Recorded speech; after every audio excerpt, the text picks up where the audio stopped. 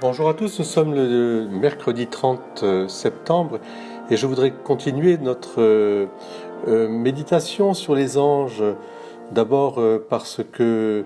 il suffit de nous rappeler l'acte par lequel l'Église chaque jour et à toute heure dans le monde entier,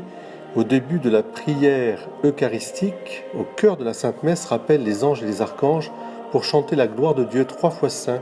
s'unissant par là à ces premiers adorateurs de Dieu dans le culte et dans l'amoureuse connaissance du mystère ineffable de sa sainteté.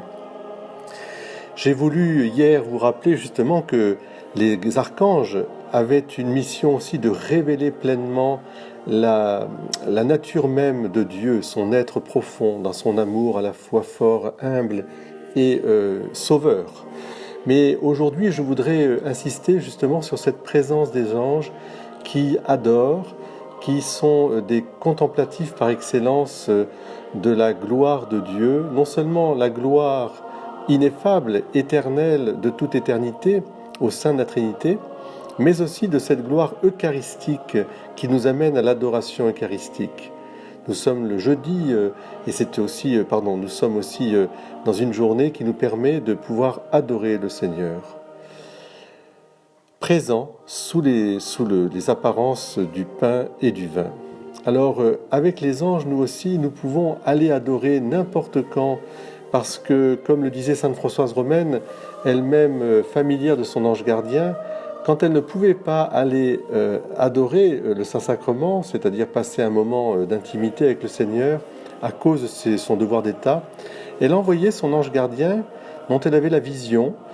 et elle voyait cet ange gardien aller très dévotement entrer dans l'église et adorer. Je pense que c'est une très très bonne façon aussi de vivre en communion avec nos anges, que de leur demander avec beaucoup de simplicité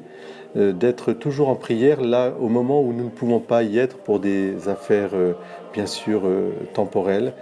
qui sont les nôtres et que nous devons aussi accomplir en communion avec eux et avec leur protection.